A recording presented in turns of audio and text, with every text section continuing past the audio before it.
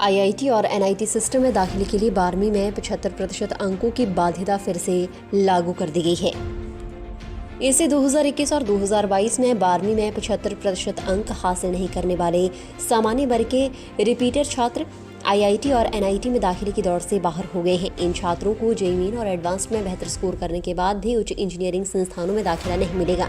Covid के कारण 2021 और 22 में इन संस्थानों में दाखिले के लिए 75% अंकों की बाध्यता हटा दी गई थी। जेईई मेन के इन्फॉर्मेशन बुलेटिन में दाखिले के लिए जारी पात्रता नियमों में से फिर से इस प्रावधान को जोड़ा गया है।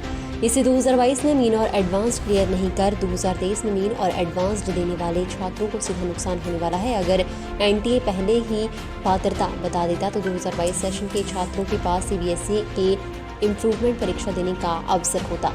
सीबीएसई 12वीं की परीक्षा फरवरी-मार्च में होनी है। देश भर से करीब 9 लाख छात्रों के साथ आईआईटी में दाखिले की दौड़ शुरू होती है। जो छात्र जेईई एडवांस्ड के लिए क्वालिफाई नहीं कर पाते वे जेईई मेन के स्कोर पर एनआईटी सिस्टम में दाखिला लेते हैं।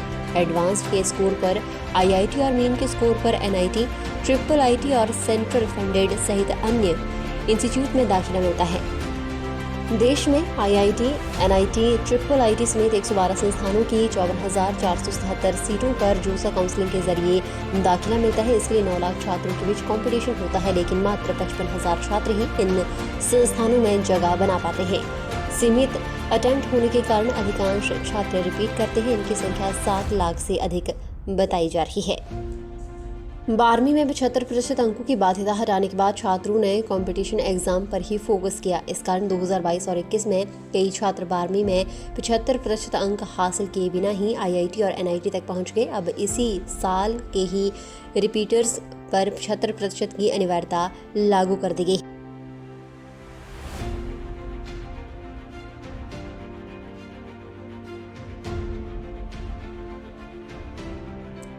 आईआईटी और एनआईटी सिस्टम में दाखिले के लिए 12वीं में 75% अंकों की बाध्यता फिर से लागू कर दी गई है।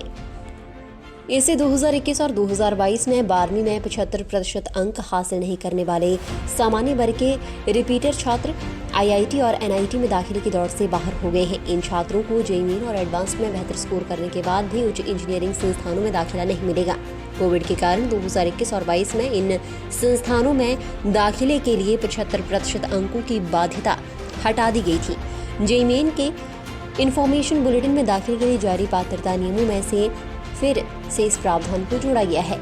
इसे 2022 में मीन और एडवांस्ड क्लियर नहीं कर 2023 में मीन और एडवांस्ड देने वाले छात्रों को सीधा नुकसान होने वाला है। अगर एनटीए पहले ही पात्रता बता देता तो 2022 सेशन के छात्रों के पास सीबीएसई के इम्प्रूवमेंट परीक्षा देने का अवसर होता। सीबीएसई 12वीं की परीक्षा फरवरी-मार्च में होनी है। देश भर से करीब 9 लाख छात्रों के साथ आईआईटी में दाखिले की दौड़ शुरू होती है।